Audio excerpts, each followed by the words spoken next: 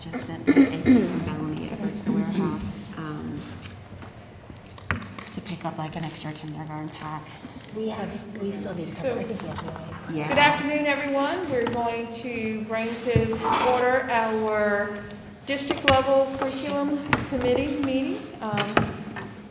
Appreciate all of you being here. We've got representation from not only our central services team, but we also have representation from our principals as well as our teachers. And we are also live streaming this so that we're providing the opportunity for those folks who could not be here to, at the very least, be able to view the meeting. So I appreciate all of you giving your time to be here this afternoon.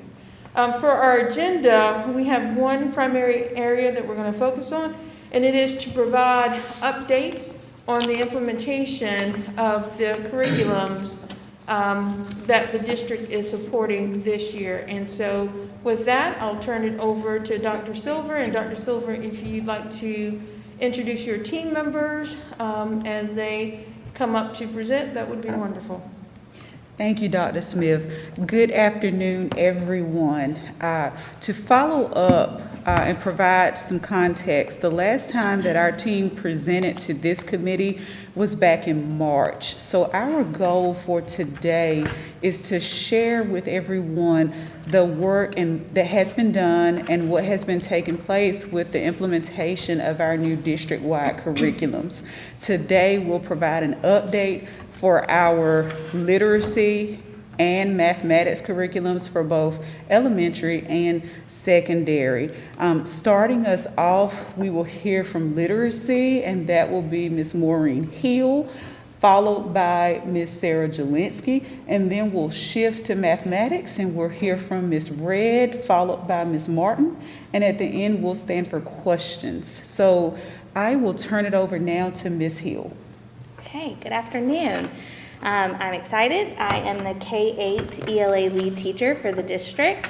And I wanted to start off our session just with our vision statement for literacy in New Hanover County, because I think that really encompasses why we are using the programs that we're using. And so our vision statement says that every day, every student in New Hanover County schools is engaged in systematic knowledge building, comprehensive literacy instruction that strengthens foundational reading skills, develops proficiency with complex text, and fosters appreciation for the value of reading, allowing students to read and write widely, think critically, and communicate effectively. And I think today, as we go through the curriculums that we've chosen as a district and also just talk about the work that we're doing to support our teachers and our students, you'll find that our curriculums meet those needs, that we're addressing foundational skills, we're working to develop proficiency, and we're working to engage students with complex text so that they can do that last sentence, so that our students truly can read and write widely, so they can be ready for the world and beyond. So I want to start off just by talking about a focus on foundational skills. So all of our schools pre-K through third grade are utilizing Wilson Foundations as their core phonics curriculum. And Foundations is research-based, it's systematic, and it's explicit. Our pre-K activity set, which will begin in October at our pre-K sites, truly provides an introduction to letter sounds, the alphabetic principle, and being able to write those letters. But it's not taught till mastery. So they're going to be working towards mastery when they enter kindergarten.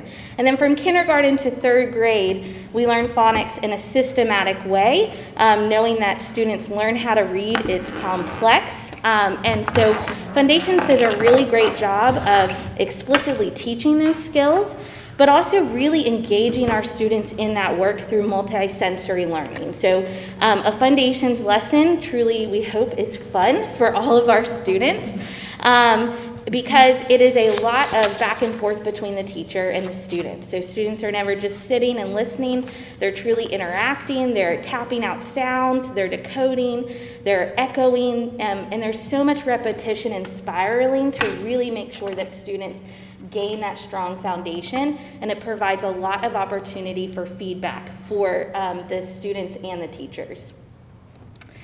And just kind of to show you where we are, so in July and August, all of our K-3 teachers attended foundations training. This training was level specific, and participants really were given time to practice and the guidance needed to begin teaching the foundations curriculum. As I said, our pre-K is going to begin in October, so we're providing district training to support the needs of our pre-K. And in that, in the first semester alone, our students are going to be introduced to all of the letters of the alphabet. They're going to learn the letter sound, correspondence, and have visual connections. So we're really excited for our pre-K students to get that exposure. And that's really one of the gifts of having a common curriculum across our district. So we've always had phonics curriculum in New Hanover County, but this is the first year that we can say pre-K to third grade, we're utilizing the same curriculum, and it allowed us to expand to pre-K, which we are so excited about. And then just throughout the rest of this school year, we are just offering a lot of support within our schools from pre-K to third grade through coaching, demonstration lessons.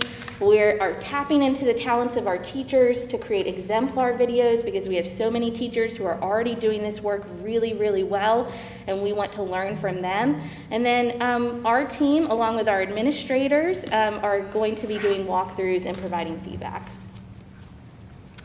One of the things that we love about Foundations is that it doesn't just live within our school day. There is a lot of home support.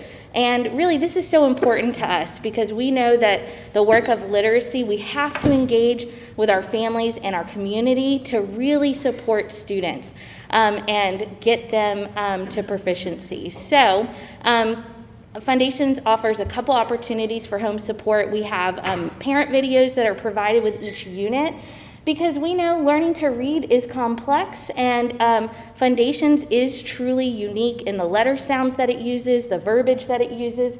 So we want our families to know what their students are doing at school so they can watch videos and learn about each unit, what their child's doing, and how they can support it at home. And then we also provide a home support packet that is in both English and Spanish that provides a parent letter, but also lots of activity sheets for them to practice those skills.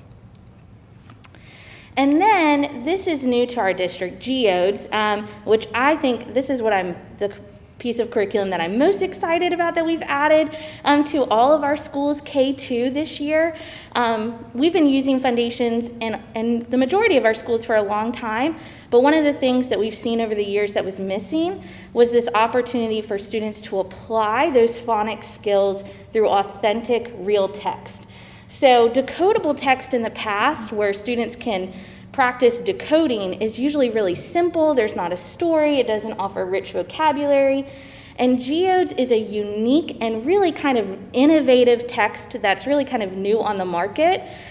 It's called a readable text, and 80% of that text is readable. It's decodable using the scope and sequence of Foundations. So as students in first grade are learning about diagraphs, they're going to have access to Geodes where they're going to apply those skills through authentic text.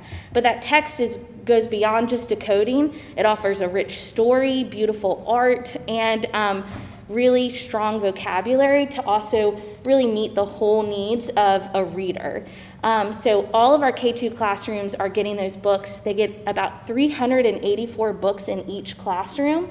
There's 4 modules, and there's a teacher guide that really helps our teachers connect the work that they're doing in Foundations to what the students can practice in Geodes. And there's also a lot of opportunities for differentiation, so students who are really just struggling with decoding, it guides the teacher how to go there, but our higher students who are really ready to work on that vocabulary and the comprehension, they have opportunities for them to extend that work. So lots of great things in Geodes. And then beyond our phonics and our foundational skills program, K-8, we use reading fundamentals. And reading fundamentals includes units of study, and those all align with our North Carolina Standard Course of Study. Our K-5 schools were utilizing reading fundamentals for several years, and in the past year and a half, we've really adopted it into 6th through 8th grade as well. So each grade level has opportunities for students to Each unit of study presents opportunities for us to read to students through mentor text. So that's that complex text part that we talk about in our vision statement, wanting to make sure that our students can engage with complex text. It gives us opportunities to read with students, so there's shared text for students to engage with. And then we want to release students to read independently. So we really do have a focus in our schools. If you walked into any one of our ELA classrooms, K through 8, students are going to have opportunities to read independently. And we think that that is really important here in Hanover County, because we know in order for students to become good readers, they need time to read. And so we want to provide that at school, but also with a purpose. And so they're going to be practicing and applying the skills that they utilized in the lesson.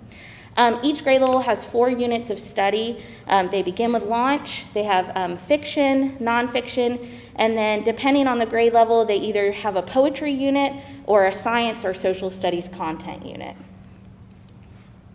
And then this just gives you the structure of what a reading fundamentals lesson can look like. There's 2 main structures in the program. For the first 8 lessons in each unit, they have interactive read-alouds. And so teachers are using mentor text to really show and model how to use a skill as a reader. And so you can see the teacher has a little bit more time in that lesson. But then there's always time for students to engage in that independent reading work. And then every lesson ends with sharing time, because we want students to share how did they apply that skill, what were some misconceptions that they maybe had in that lesson, and the teacher can go quickly back and reteach, but also highlight the good work that our students are doing and hear from our students. The mini lessons, which are the last 10 lessons in a unit of study, it truly is, it's I do, we do, you do. So it's really quick. It's getting the students engaged in that work. The teacher's going to model it really quickly. We're going to practice it together. But the bulk of that time of that lesson is students applying that work in their own independent text. And again, sharing what they did at the end. And then lastly, for ELA for K-5, we have writing fundamentals. And so writing fundamentals is our district-wide K-5 writing curriculum. And they are very similar to what we use in reading. So it has 4 units of study. They align with the North Carolina Standard Course of Study. But what I love about writing fundamentals is that it truly has a central mission of improving writing by providing explicit instruction about why writers write and how they communicate their ideas effectively. So what you'll see in our classrooms is students going through the complete writing process. And this is from kindergarten to 5th grade. And it's really fun to see a kindergarten class go from immersing themselves in mentor text and studying the techniques an author uses to publishing their own piece. So every 9 weeks, our students are publishing their own writing. They are true authors. Even this week, I saw Carolina Beach has a spot in their library for published work to go. So we want our students to know that every student is a reader and every student is a writer. And writing fundamentals allows students to pick topics of their own choice, but learn the specifics to a genre. And so while they might write a personal narrative, they're going to learn about the techniques and the features in a personal narrative, but they get to choose their own topic for personal narrative. So it's not scripted writing. We truly get to hear their voice. And so we are just excited about that opportunity and really celebrating our authors each 9 weeks. And so really that is K-5, K-8, ELA. All right, good afternoon. I'm going to talk about My Perspectives curriculum that we have for English 1 and English 2. That's our 9th and 10th grade level English courses. I'll provide an overview of what this curriculum is, and then I'll update you on the work that's been done since we last met in March. So My Perspectives, it follows a gradual release model. There are 6 units. In each unit, we have paced it at about, depending on the semester, about 12 to 14 days. So the class begins with what we call whole class learning, where they are studying some kind of mentor text. Then they move into small group learning, where groups are also studying additional texts, but they're doing it in a more collaborative way. And then they finally end with independent learning, and this is where there's some student choice with their text selections. They have texts that they can choose from. There are also lots of digital resources on our Savvis Realize platform. That's our digital component that provide scaffolds and differentiation for our students to either accelerate or to help provide scaffolds for students who need them. There are other text selections on there, text selection summaries to help with our EL students. There are audio summaries of them, lots of graphic organizers. It's just a multitude of additional resources, almost too many for teachers. They're a little overwhelmed with everything that's included on that right now. Our teachers are selecting appropriate instructional delivery strategies based on where the class is in the gradual release model. So the instructional strategies for whole class learning will look a little different from when they're working collaboratively in their smaller groups. And then our grade levels are able to select trade text when appropriate. So if a class wants to actually study a novel, they are able to sub out a trade text from a list of suggested text instead of following the shorter selections that are included in the My Perspectives workbook. Students are reading and writing, speaking, and listening all the time. So all of these strands are embedded into each of the lessons. They're able to have a little bit of choice with that independent reading, which is really important for engagement. And they are either using the digital platform or their consumable workbook. So we kind of are experimenting with, based on technology available in schools, if they want to use the interactive digital notebook online, or if they actually are writing in their consumable workbooks that's right in front of them with a pen. And they are participating in a range of collaborative discussions, so that's an important piece to try to encourage collaboration among our high school students. So what we've done since March, we've provided PD in June and August for our teachers who are teaching this.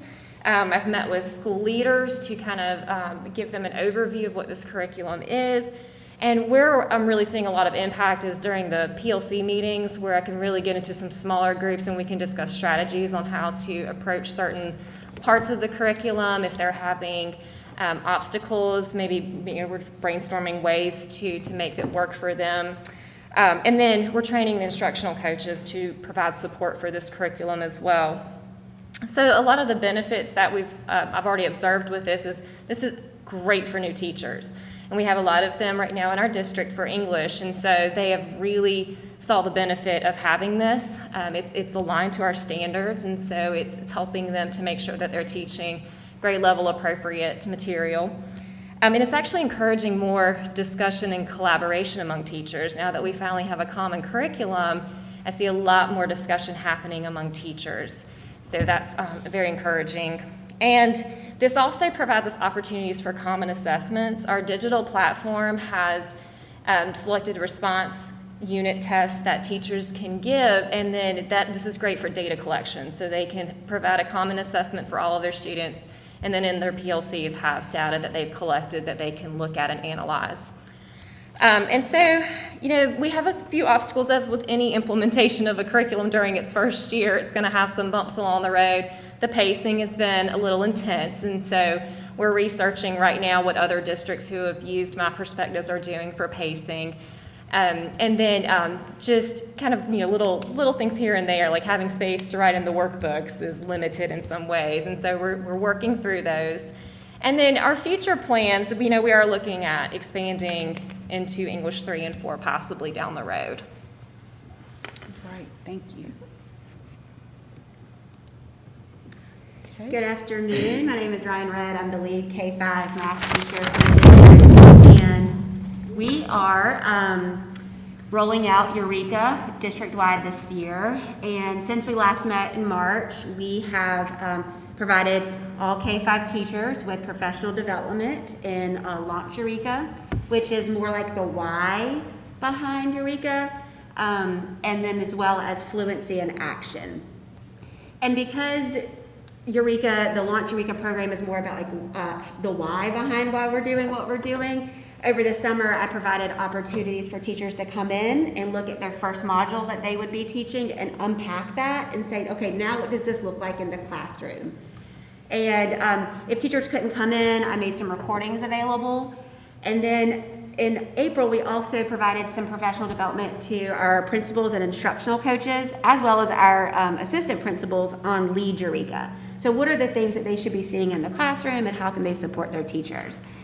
And now all of our teachers have access to the digital platform for Eureka Math, which we'll come back to in a little bit. So currently, our schools are receiving their print materials, and they have students will have access to 3 different books. They have a Learn book, which includes, the following, so application problems, problem sets, exit tickets, and any templates. And then their practice book includes things like a Sprint, which are all fluency activities, so that we know that that's important for students. And then Succeed, which is the homework component. So we now have homework workbooks for students, and I'll talk about how we support families at home about that in just a second. And then we have teacher manuals for each module. So the digital materials are what I am so excited about, in addition to having our print, but we have access to the Navigator, which is more for teachers, right? So if teachers are at home and they need to access their manual, but they left it at school, they can access it there, as well as a whole host of videos about called Teach Eureka video series, and that's really the why again, and also some extra support for teachers, but digitally with video, so that's nice. And then we have a new program called In Sync, and this program was made in response to the pandemic. So there is a video lesson for every single lesson from pre-K, and actually we have access to pre-calc, so if anybody wants to run the gamut, they can. And they can be pushed out to students who are at home, who are absent. Those videos actually come in Spanish as well. So if we need to pull up that video in class to front load that for a Spanish-speaking student, to take off that cognitive load of learning the math at the same time, they can do that. And then it comes with fillable PDFs of all of the books from home, or from school. So those can be pushed out to teach students. So this is what I'm really excited about, because how many times do we hear, I can't help my student at home? All of the homework books come with a homework helper. So for instance, if this is 4th grade, on the right's 4th grade, if it's lesson 27, the homework helper comes first, and then the homework comes next. So it gives some guidance on what they should be looking for. And then, let's see, in addition to our homework helper, we have these parent tip sheets. We have them for every single topic. And those come in English and Spanish, so we can send those home, and it gives great tips on vocabulary, as well as the models that they should be seeing at what their students are working on. And then it also gives additional ways to help at home. So for instance, if you're at the grocery store and you are adding some things up, here's what you should be looking for with adding decimals. And then this just gives you a quick overview of what a lesson structure would look like. So we have daily fluency practice, and we know students need to know those multiplication facts, right? And so it's built in every single day, where from K to 5, they're working on some sort of fluency. Then we have our concept development, which I like to call the mini lesson. So this is when we're introducing the math learning for that day. And that includes worksheets that, again, like Sarah was talking about with having too many resources, they give an abundance of problems for teachers to work on with students. And then there's a daily application problem, so a daily word problem. And then my favorite part is the student debrief, and this is where students come back together and they talk about their learning. And then there's a daily exit ticket so teachers can assess their students' learning for that day and make adjustments to their instruction for the next day based off of what the students did. Okay, great. So secondary math. So start out by talking about Open Up Resources. This is our curriculum for 6-8 math. This is actually our third year with Open Up. We're implementing 8th grade this year. So we did a big pilot, and then we did 6th grade, 7th, and now we're in 8th grade. We have launched our 8th grade with training over the summer, have a lot of new coaches, which have been really great at the middle school level. So it's been really nice to be able to get those folks trained, as well as our new teachers, BTs, etc. We've also had some refresher training this summer for the teachers who were already in and maybe didn't do as much last year, with remote learning and the pandemic. So we will continue our training. You can go to the next one. We'll continue our training this year.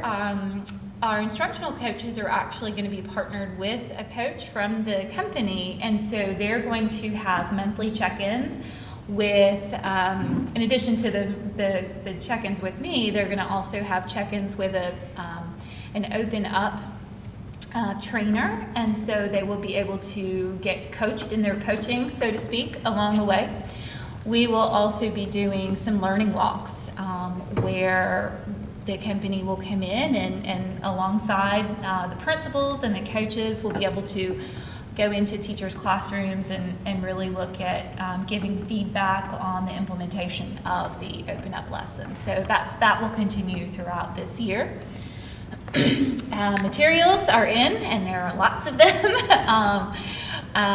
What I love is with the Open Up curriculum, each workbook is a different color, so it's every unit is a different book, so it's not so overwhelming for students or teachers. We also have a digital platform, as with our other curriculums, which is called Kidem, where we can assign digital lessons to students, which has been really helpful. And when we've had students that are absent, they can still keep up with their assignments that can go into Google Classroom. And then of course teachers have the print versions as well of the materials.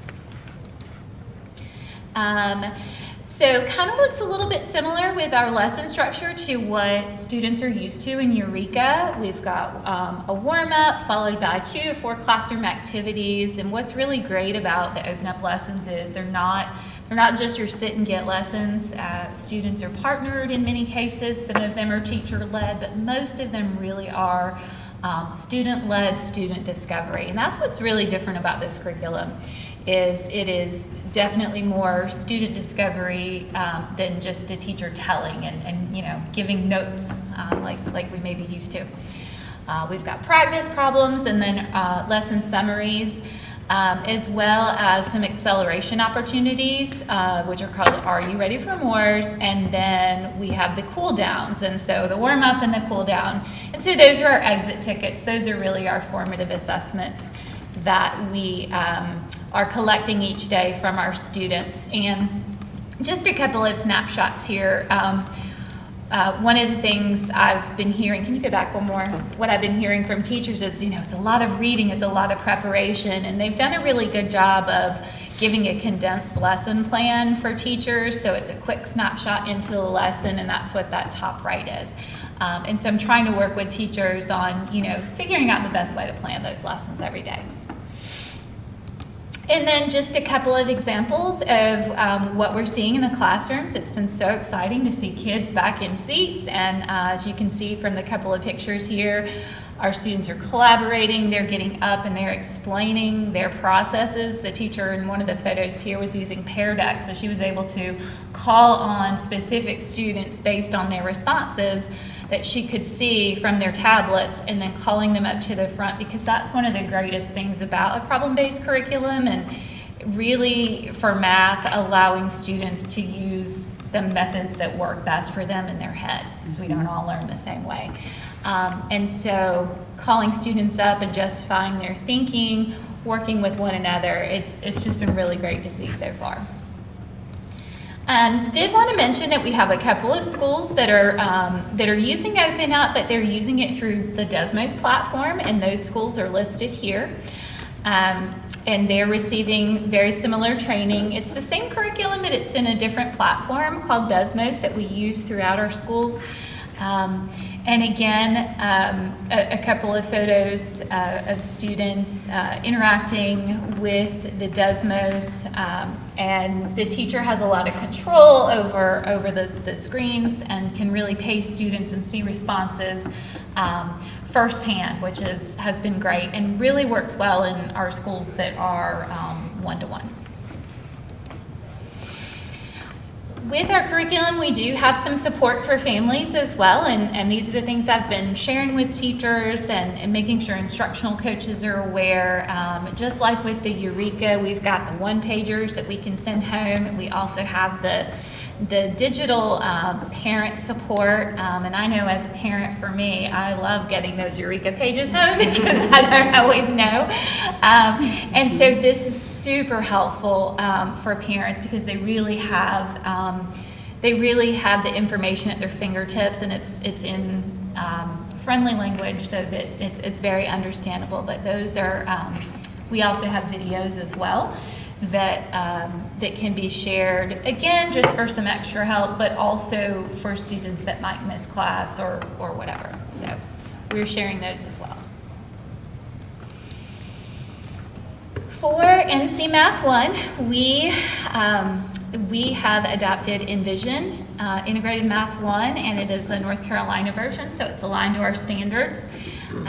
We have been able to train teachers this summer and get them in August, and we're doing actually some follow-up training next week with some teachers. And so this is for the Math 1 at both the 8th grade level and the high school level. We have consumable workbooks, which is so exciting. We have not had math workbooks in a very long time, and of course, as you know, you got to write down your math. So teachers are thrilled to finally have access to a workbook with problems so students can practice their math. We also have the Sabbath Realize or Easy Bridge platform where students have full access to that textbook. It's an interactive e-text. Again, you need help with your homework, they're able to look at that interactive textbook and get some help with their problems. And those are also linkable, and many of our teachers are, in fact, linking into Canvas or Google Classroom, depending upon their grade level. And we do have hardback teacher editions as well. And then again, very similar to Open Up, we have, we have the exploration piece, we have the application piece, the problem sets, and then the assessment and the differentiation. What I really like about Envision is it is definitely a step above our traditional textbook that we used to see. We've got 3-act tasks, we have Desmos built in, as well as STEM projects to really bring that application piece to a lot of these Math 1 topics that seem, so obscure. And then finally, some additional supports. Again, students have access to, they call it the virtual nerd, but it's videos that go with the lessons that students can access. Again, a great resource for, when you miss school or you need to just go back and review a lesson. And so the videos are really great, and they give examples, and so students will have access, they do have access to those in that online textbook. And then finally, also embedded is something called Math Excel for School, and it's that embedded assessment piece. So our teachers have full access to the assessment suite that can be customized. It is self-grading, and it will give feedback, and it will also allow for remediation, which has been very helpful. So based on the questions that you miss, we can assign additional practice problems to review those assignments. And so those components are also built in to the Envision online textbook. And teachers are really, really enjoying being able to have that immediate data on their students so they know where to intervene. I think that's it. Thank you, team, for your leadership and for your efforts and for your presentation today. We'll now open the floor for all questions that you may have. So I love all that you've talked about. Some of the things, one suggestion I wanted to see if you guys had even thought about was all these home support things that you have. I mean, as I could have used those when my kids were going through school, but I was thinking more of the substitute teachers. That I think that we had mentioned that some other time or in some other forum, that maybe some of these training videos or support things could be available to substitute teachers as an option in their training and their orientation, because it would really help a sub be more effective and not just the body in the classroom. And I can speak from personal experience. I learned fundamentals before March because I was substituting before March, and I loved it. I was a helper one day, so I was helping another kid, but it helps when you go into the classroom and you can do it. But the one thing that I really loved, that I just wanted to compliment the teachers in the classrooms, is that the kids know how to do it by themselves. So the substitute teacher, as me, when I was there, I just sort of sat in the chair, and when I was struggling with the F, all the sounds and all that kind of going through it, and they're like, "Oh no, Miss Crable, this is how you do it." So the kids were they were so into it, and it was very engaging with that. So I just wanted to toss that out as a suggestion.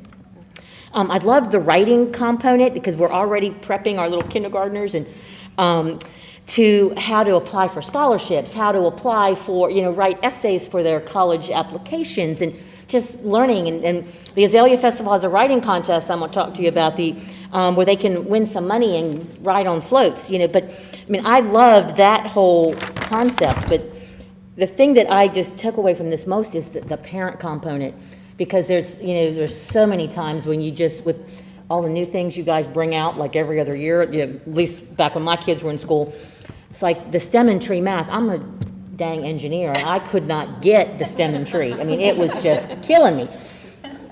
But yeah, and again, the kids know how to show their work on the board. I love that as a substitute. You can just sit there and call kids to the board, and they just take over. So to me, those are the kind of curriculums that we want, that the kids are getting it enough that they can actually participate, and help, and kids helping each other. So I love this. Thank you for all the work, on that. I wrote it all down. I was taking shorthand. So yeah, that's a class we had in school, was we had to take shorthand and typing and,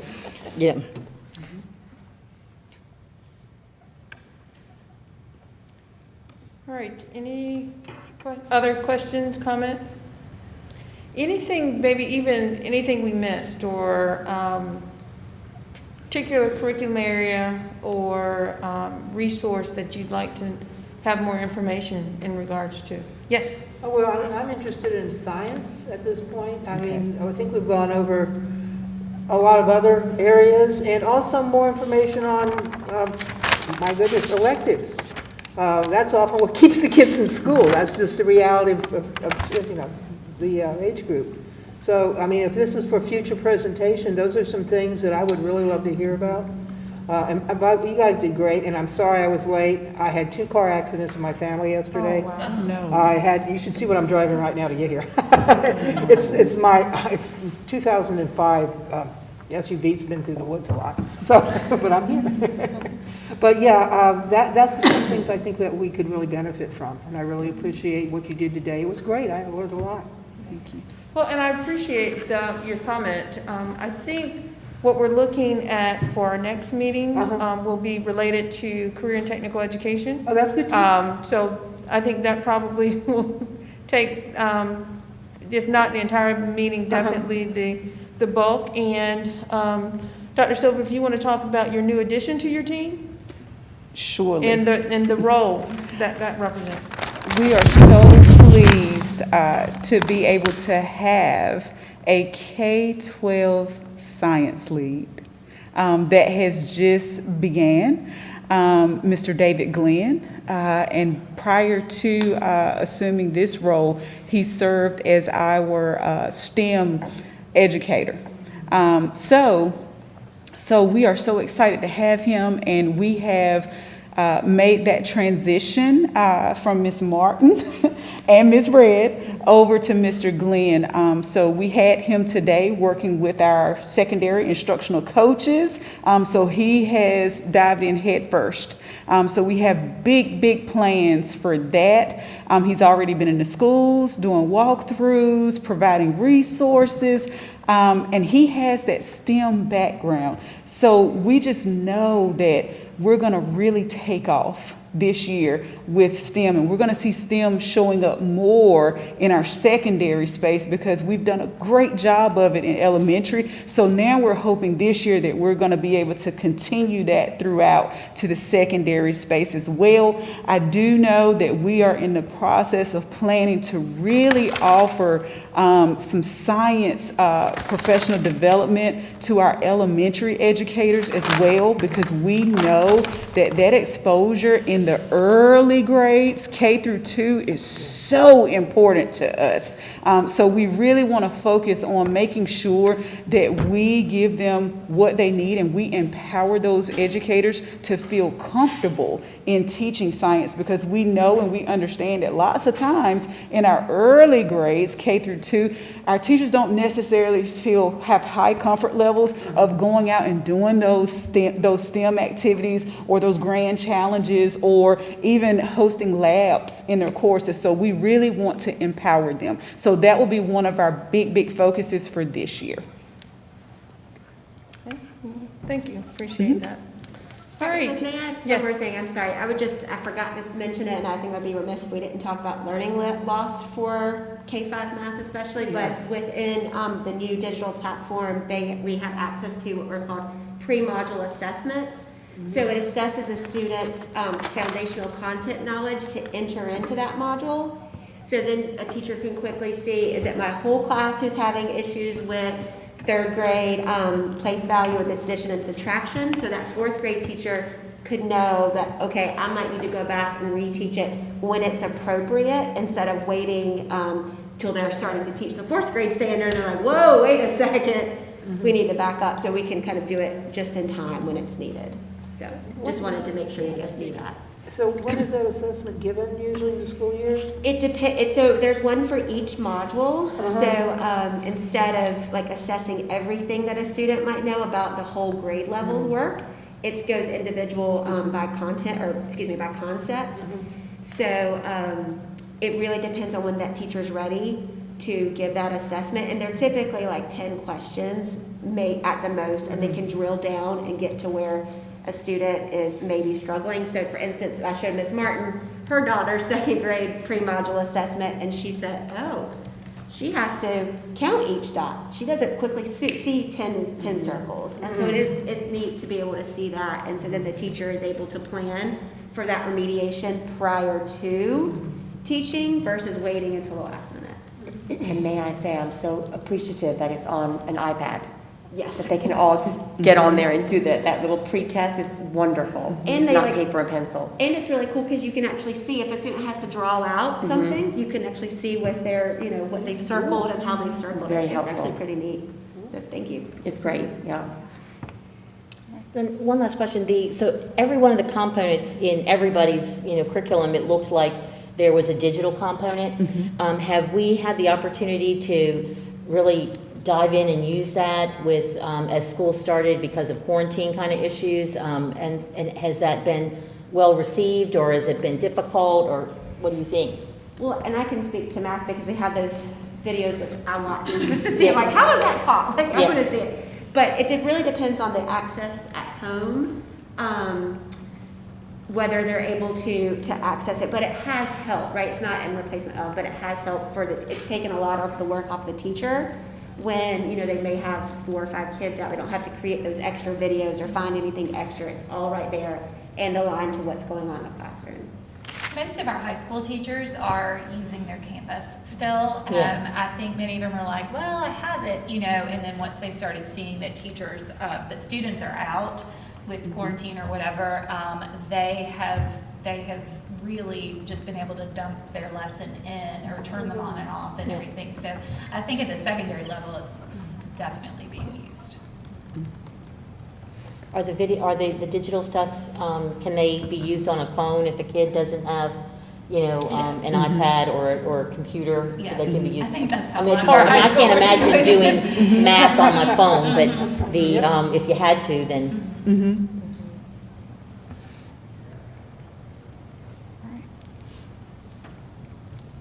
All right.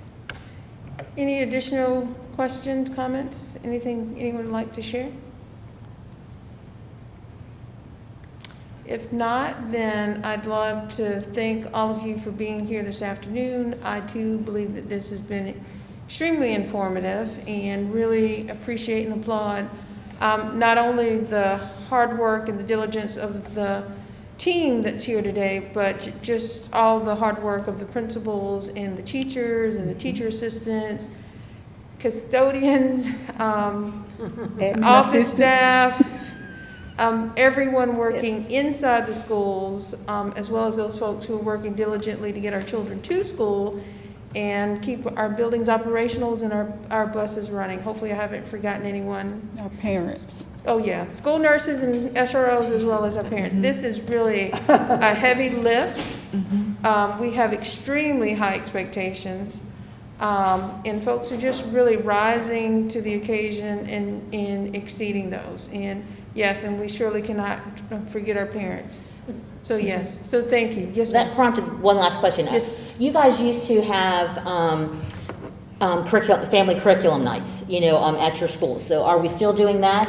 And then so all this kind of stuff has been presented to them, so that parents know that if they don't get it, then they know how to ask for it. Because a lot of parents won't ask their teacher or their principal. They're like, oh, and then they send us an email like, this is not my level of expertise, go back to your teacher or your principal, but I didn't know or they might not even know like what to ask for. So I would love to have our principals respond to that. Okay. Yeah. I can just say as a Title I school, we have our first upcoming Title I night next Tuesday. Okay. We're definitely going to be focusing on our curriculums, especially since there are a lot of new things. One of the things that our school, in particular Alderman, we're focusing on math, and so we're going to have a heavy emphasis on Eureka and pointing out all of the things that Ryan shared with us today with them in a way that is not overwhelming, Right. very concise. And then also, just simple things like make and take items that they can, use, like, for example, like a rec and rec. Like we're gonna make some rec and recs so they can take them home and they can actually utilize those so that when they're working on some of those practice items, some of those homework items, they actually have the tools they need to be able to do it at home as well. Yeah. And so that's one of our focuses, is to make sure that we're giving them the supportive items that they need, just kind of like we did when they were remote. Yeah. And so we're definitely making sure that we're hitting those, and every quarter we're hitting those, as well as parent conferences and things like that, to make sure that they're understanding the new rigor of the curriculum that we have. I think parents will like it because it's rigorous, but it's not as intimidating, as some of our other curriculums have been. That you can't even have a college degree and get through some of the math of the way, or some of the things that you're teaching. Or the way you're teaching it.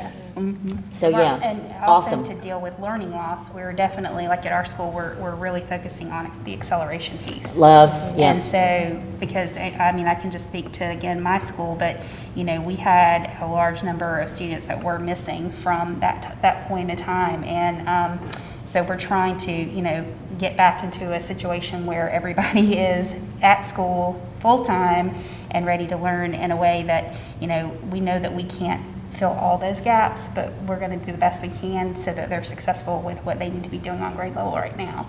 And so that's one of our focuses at our school, and that's what we're going to be communicating with our families as well, is how they can support that acceleration piece. Nice, because it's so much more positive to be accelerating than to be Yes. behind. Yes. That goes so on that everybody student starts from confidence. somewhere. So Yes. so I love that component too. It's very encouraging. All right. If nothing else, then thank you all for your time this evening, and I hope everyone has a wonderful rest of the evening. Thank you. Thank you. And also, we have refreshments. Please don't force me to put it in your pocketbook. For later. Yes. So I'm not above that. I will put it in your pocket when you're not looking. Yeah, yeah. Take it from kids. So how's it going for you, Alderman? You liking it? I like that. It's a great little school.